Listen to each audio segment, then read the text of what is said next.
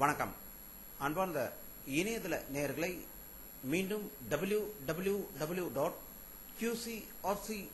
என்ற இணையதளத்திற்காக நியூஸ் தமிழ் செய்தி அறிக்கையில் உங்களை சந்திப்பதில் பெருமகிழ்ச்சி அடைகிறோம். இன்று 29 ஆகஸ்ட் 2009க்கான முக்கிய செய்திகளை தற்போது பார்க்கலாம். அதிமுக கட்சி சார்பில் சென்னை கலெக்டர் அலுவலகம் முன்பு பால் விலை உயர்வை கண்டித்தும் விலைவாசி உயர்வை கண்டித்தும் இன்று மாபெரும் ஆர்ப்பாட்டம் நடந்ததாக சென்னையிலிருந்து தகவல்கள் வெளிவந்து கொண்டிருக்கிறது.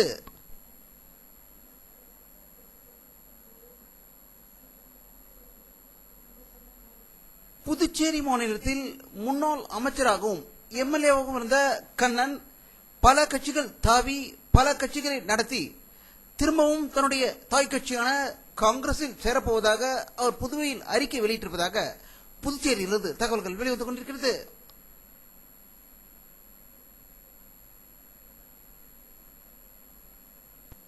இஸ்ரோ அதிகாரி வெளியிட்டுள்ள ஒரு செய்தி அறிக்கையில் சந்திராயன் 1 தகவல் தொடர்பு தற்போது துண்டிக்கப்பட்டு விட்டதாகவும் இதனால் சந்திராயன் செயல் இழந்து விடும் நிலைக்கு தள்ளப்பட்டிருப்பதாகவும் இதனை பற்றி மேலும் ஆராய்வதற்காக விஞ்ஞானிகள் ஒன்று கூடி நடவடிக்கை எடுப்பது பற்றி ஆராய்ந்து வருவதாக பெங்களூரில் இருந்து தகவல்கள் வெளிவந்து கொண்டிருக்கிறது.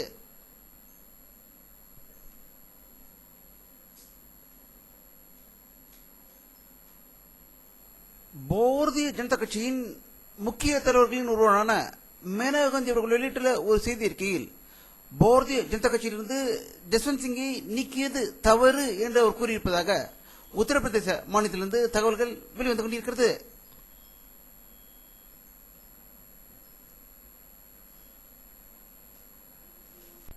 பாரத பிரதமர் மன்மோகன் சிங் அவர்கள் ராஜஸ்தானில் பல அரசு நிகழ்ச்சிகளில் கலந்து கொள்வதற்காக சென்றுள்ள போது அங்கு அவர் செய்தியாளர்களிடம் பேசுகையில் பொக்ரான் விவரத்தை பற்றி சில விஞ்ஞானிகள் தவறான தகவல்களை வெளியிட்டுக் கொண்டிருப்பதை வன்மையாக கண்டிப்பதாகவும் அப்துல் கலாம் அவர்கள் கூறியது உண்மை என்றும் அவர் செய்தி வெளியிட்டிருப்பதாக ராஜஸ்தானிலிருந்து தகவல்கள்.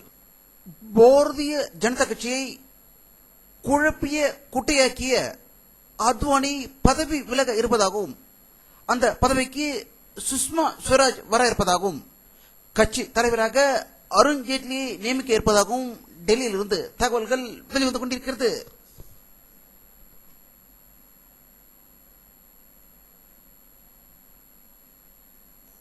ஆஸ்திரேலிய நாட்டின் துணை பிரதம மந்திரி ஜூலா கில்ஹார்ட் 5 நாள் சுற்றுப்பயணமாக ஞாயிற்றுக்கிழமை இந்தியா வர இருப்பதாக டெல்லியில் இருந்து தகவல்கள் வெளிவந்து கொண்டிருக்கிறது.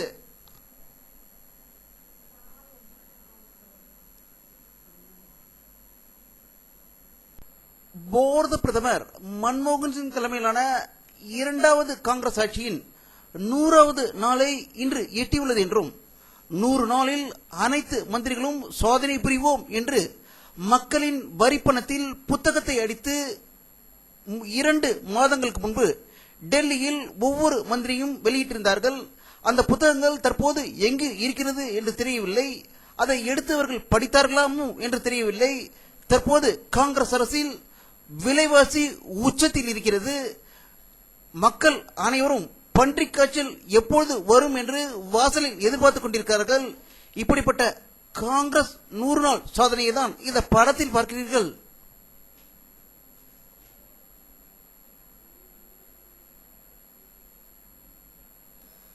தமிழ் ஈழ நாட்டிலுள்ள அப்பாவி தமிழர்களை முகாம்களிலிருந்து விடுவிக்க வேண்டும், தமிழ் ஈழ நாட்டிற்கு சுதந்திரம் அளிக்க வேண்டும் என்று பல்வேறு கோரிக்கைகளை முன்வைத்து லண்டனில் உள்ள பிரதமர் வீட்டு முன்பு தமிழ் ஈழ சுதந்திர போராட்ட வீரர்கள் போராட்டம் நடத்தியதாக லண்டனிலிருந்து தகவல்கள் வெளிவந்து கொண்டிருக்கிறது.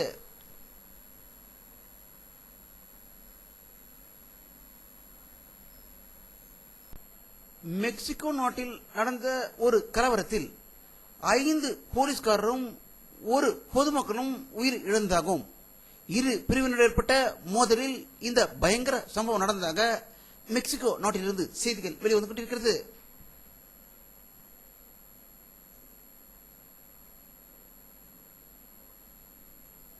சீனாவில் உள்ள மத்திய பகுதியின் சுரங்கப்பாதையில் ஒன்றில் ஏற்பட்ட பயங்கர விஷவாயு கசிவில் 15 பேர் கொல்லப்பட்டதாக பீஜிங்கிலிருந்து தகவல்கள் வெளிவந்து கொண்டிருக்கிறது.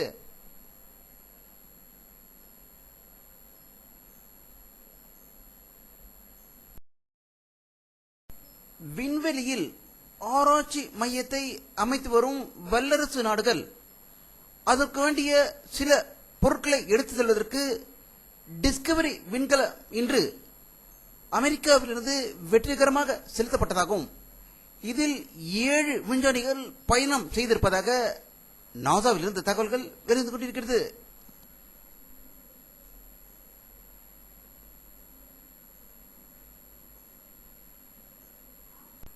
வானிலை அறிக்கை 29 ஆகஸ்ட் 2009 பிற்பகல் 4 மணியில் எடுக்கப்பட்ட சேட்டலைட் புகைப்படத்தை தற்போது பார்த்துக் கொண்டிருக்கிறீர்கள்.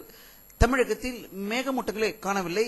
இன்றும் வெயிலின் தாக்கம் அதிகமாக இருந்ததாகவே தமிழக முழுவதிலிருந்தும் செய்திகள் வெளிவந்து கொண்டிருக்கிறது.